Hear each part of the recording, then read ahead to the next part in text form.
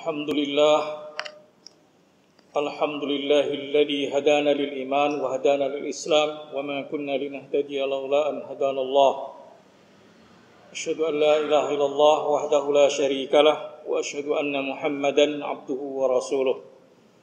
Allahumma fassalli wa sallim wa barik ala hadzal nabiyyil karim nabiyyina Muhammadin wa ala alihi wa ashabihi wa atba'ihi ajmain. Wa ba'du ibadallah usikum wa nafsi bitaqwallah faqad fazal muttaqun. Qala Allah ta'ala fil Qur'anil azim a'udzu billahi minasyaitonir rajim ya ayyuhalladzina amanu taqullaha haqqa tuqatih wa la tamutunna illa wa antum muslimun wa'tasimu bihablillahi jami'an wa la tafarraqu. Ayyuhal hadirun sidang Jumat hafizakumullah. Pertama kali marilah kita syukuri terlebih dahulu seluruh nikmat-nikmat Allah yang terus tercurahkan kepada kita. Berapapun terkurang tetap terlalu banyak untuk bisa kita hitung. Tapi terutama nikmat hidayah, taufik dan riayahnya yang membuat kita ingat, membuat kita mau dan mampu hadir menjalankan kewajiban kita di salat Jumat kali ini. Semoga ini mendekatkan kita kepada ridhonya dunia dan akhirat insyaallah. Ayol hadirun sidang Jumat hafizakumullah. Yang kedua, wasiat bagi kita semua, jalan keluar dari seluruh masalah yang sedang dan akan terus kita hadapi, yaitu takwa kepada Allah. Semoga kita serius dalam mengupayakan keutuhan ketakwaan kita secara individu dan secara keumatan, agar Allah segera memberi jalan keluar dari seluruh ujian yang kita sedang alami ini. Ayol hadirun sidang Jumat hafizakumullah. Tidak diragukan dan sedang terasakan, mungkin bahkan kita hayati, bahwa kita adalah generasi yang hidup di ayyamul fitan, di ahdul fitan, di hari-hari penuh dengan fitnah. Dan fitnah di akhir zaman ini seperti yang Rasulullah katakan, posisi kita adalah nampan yang penuh makanan, sedangkan musuh-musuh Islam posisinya adalah ibarat orang yang sedang makan bersama, sedang membagi-bagi. Seperti yang Rasulullah SAW bersabda, yushiku an tatada alaikumul umam kama tatada alaikumul akalatu ila qas'atiha. Jadi seperti itu gambarannya. Dan kita hidup di zaman mungkin mendekati puncak fitnah seperti ini, karena sudah dimulai kondisi objektif yang sangat visualistik terhadap hadis tadi sejak Perang Dunia Pertama.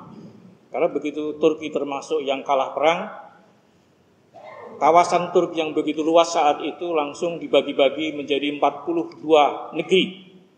Dan 42 negeri itu dibagi-bagi menjadi koloni-koloni. Disitulah makan bersama dimulai. Ada yang jadi koloni Prancis, koloni Belanda, koloni Inggris, koloni Rusia, bahkan waktu itu termasuk Belgia dan seterusnya. Seperti orang bagi-bagi makanan. Seperti nampan, di situ ada seekor kambing dimutilasi. Makan yang pertama adalah dalam bentuk kolonialisme dan imperialisme. Kurang lebih setengah abad setelah itu berubah pola makan menjadi neokolonialisme dan neoimperialisme.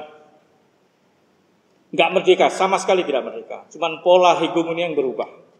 Tetap negeri muslim diintervensi, diintimidasi, diinfiltrasi, tak ada kebebasan, yang ada adalah kezaliman. Bahkan Turki sebagai pusat kekhilafahan menjadi epicentrum dari sekularisme dan liberalisme dan menular seperti wabah.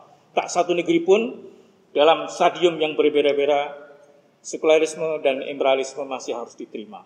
Tidak pernah Islam diberi kemenangan kecuali Islam yang sifatnya ritual. Islam sebagai sistem stop di kekhilafahan Turki Utsmani. Dan kita hidup di zaman sekarang ini. Sepertinya memasuki abad 21, imperialisme, kolonialisme yang new, yang dalam bentuk adalah sistem ekonomi, sistem politik yang dikomandoi, dicengkram oleh PBB, World Bank, IMF, dan lembaga-lembaga yang begitu banyak, seperti sudah akan berubah menjadi apa yang mereka sebut dengan the New World Order. New World Order. Dan langkah-langkah itu sudah mulai kelihatan. Dan sepertinya fitnah akan semakin berat. Perlu diketahui bahwa Israel sekarang sudah menjadi ketua Komisi Konstitusi PBB atas inisiasi 4 negara Islam, Saudi, Emirat, Mesir, dan Yordan. Artinya bahwa New World Order running, akan berjalan terus. Kita tidak ingin ketakutan melampaui batas, tetapi kita harus waspada dan kita harus tahu mapping keadaan. Pertama, Rasulullah Shallallahu Alaihi Wasallam ketika mengingatkan akan adanya fitnah yang terlampau gelap, dan ini adalah zaman kita ini, yang Rasulullah warning, ingatkan pertama kali adalah tentang komitmen dan konsisten kita kepada Islam. Sehingga Rasulullah bersabda dalam Riyadhus Shalihin, terkenal sekali hadisnya, badiru bil a'mali fitanan ka qita'im minal lailil mudlim yusbihul mar'u mu'minan wa yumsi kafiran yumsi mu'minan wa yusbihu kafiran yabi'una dinahum li'aradin minad dunya. Bersegeralah, antisipasi, prediksi, semua mubadarah, makna mubadarah yang begitu kompleks.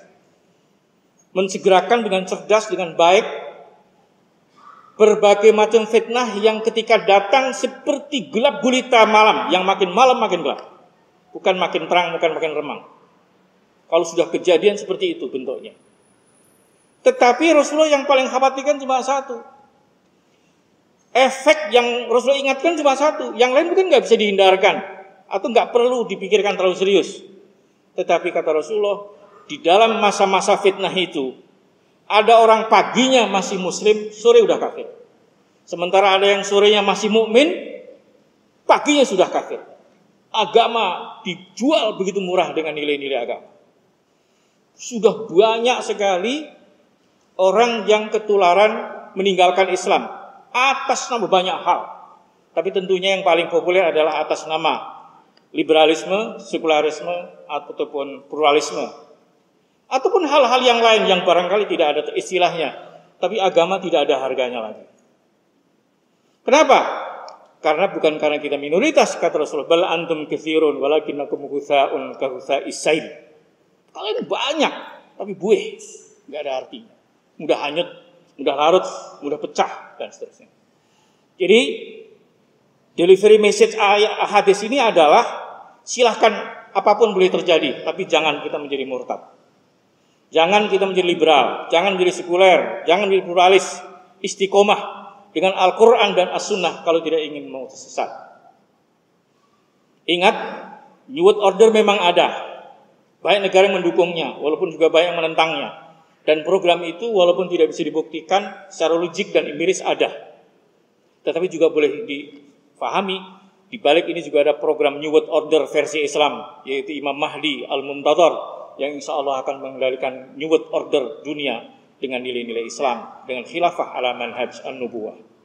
Pastikan bahwa kita layak untuk menjadi makmumnya Imam Mahdi. Jangan menjadi makmumnya Dajjal sebagai the top one New World Order itu sendiri.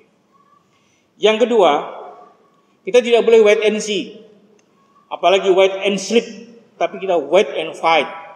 Artinya semua ini terjadi karena umat Islam lemah. Bukan karena umat Islam gak baik, tapi umat Islam lemah. Kelemahan itu membuat kalah. Kalah itu membuat kesalahan-kesalahan yang terpaksa, kesalahan-kesalahan yang berkondisi, dan seterusnya. Dan agama ditinggalkan karena ketakberdayaan.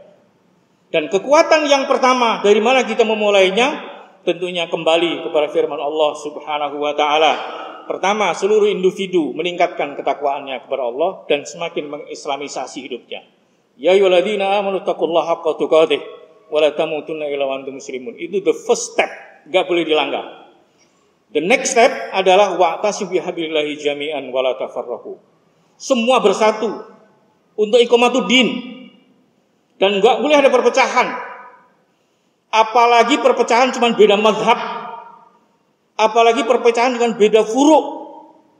Yang tidak boleh berpecah itu adalah masalah akidah, ideologi, usuluddin. Tapi kalau masalah furu' nggak mungkin kita disatukan satu mazhab. Imam Syafi'i, Imam Hambali, Imam Maliki ataupun Imam Hanafi semua bersatu, saling menghargai, saling menghormati. Tiba-tiba hari ini kita beda mazhab, lagunya bukan main. Harus toleran. Kalau cuma beda mazhab, beda ormas, harus toleran. Yang nggak toleran ketahuan dia orang bodoh. Karena sebetulnya perdebatan itu beberapa abad dan berakhir menjadi saling toleran, saling menghargai, saling menghormati. Kalau langkah next step ini kita gagal, jangan berharap ada masa depan buat umat Islam. Al-ukhuwah ala kulli syai'. Ukhuwah Islamiyah nomor 1. Selama kita ingin iqamatuddin, kita harus saling menghormati, saling menghargai hal-hal yang sifatnya furu'. Tidak boleh hanya hafal satu hadis menegasi pendapat hasil ijtihad belasan ulama dengan belasan referensi, dengan belasan kitab. Mudah sekali kita negasi hanya hafal satu hadis. Gak boleh. Itu ada hidden agenda yang mengerikan sekali. Artinya banyak hal yang kita sepakat dan pasti kita bisa tolong menolong, dan sedikit hal yang kita harus terpaksa khilafiyah. Silahkanlah berkhilafiyah, tapi jangan menegasi, jangan menghina, jangan sukhriyah, tapi saling menghormati dan saling menghargai. Baru kalau next step ini selesai, step yang ketiga kita punya harapan. Dan hari ini kita tidak sanggup melewati langkah yang kedua ini. Entah bahkan langkah pertama juga masih minoritas. Artinya kita harus punya roadmap, keluar dari lingkaran fitnah. Sesulit apapun kita harus punya mapping dan punya road. Dan ingat bahwa nomor 1 adalah perbaiki kualitas individu. Yang kedua, bersatu atas nama tali Allah subhanahu wa ta'ala, Al-Quran dan As-Sunnah. Hada ma'akul astaghfirullah li wa lakum wa lisa'il minal minat wal muslimina wal muslimat fastaghfiruh innahu huwal ghafurur rahim. Alhamdulillah wa syukrulillah wa asyhadu an la ilaha illallah wahdahu la syarika lah wa asyhadu anna Muhammadan abduhu wa rasuluhu la nabiyya ba'dah. Thumma assalatu wassalamu ala nabiyyina Muhammad ibn Abdullah wa ala alihi wa ashabihi wa ala kulli man ahabbahu wa wallahu ila yaumil qiyamah. Wa ba'd, ayyuhal hadirun hafizakumullah, usikum wa nafsal khati'atal mudhnibah bi taqwallah fa innallaha ma'al ladzina ittaqaw wal ladzina hum muhsinun. Ayyuhal mu'minun rahimakumullah, akthirus salata ala nabiyyikum Muhammadin sallallahu alaihi wasallam fa inna salatakum satakunu nuran 'alas sirati hina tamurruna 'alaiha. وأن الله قد قال في محكم كتابه تعليما لنا وتعظيما لشأن نبينا إن الله ملائكته يصلون على النبي يا أيها الذين آمنوا صلوا عليه وسلموا تسليما اللهم صل على محمد وعلى آل محمد كما صليت على إبراهيم وعلى آل إبراهيم وبارك على محمد وعلى آل محمد كما باركت على إبراهيم وعلى آل إبراهيم في العالمين إنك حميد مجيد اللهم اغفر لنا ذنوبنا ما قدمنا ما أخرنا ما أعلنا ما أسررنا وما أنت أعلم به منا ولوالدينا ولجميع المسلمين والمسلمات والمؤمنين والمؤمنات الأحياء منهم والأموات اللهم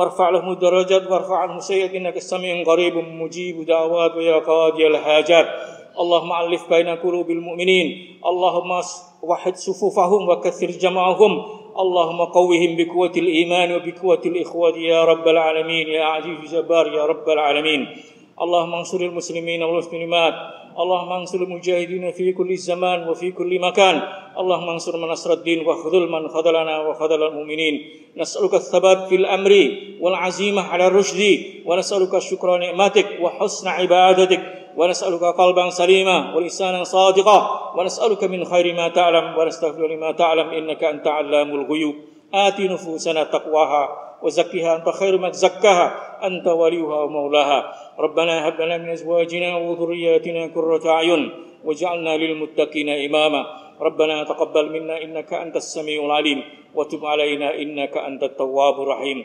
ربنا آتنا في الدنيا حسنة وفي الآخرة حسنة وقنا عذاب النار عباد الله إن الله يأمر بالعدل والإحسان وإيتاء ذي القربى وينهى عن الفحشاء والمنكر والبغي يعظكم لعلكم تذكرون ولذكر الله أكبر والله يعلم ما تصنعون.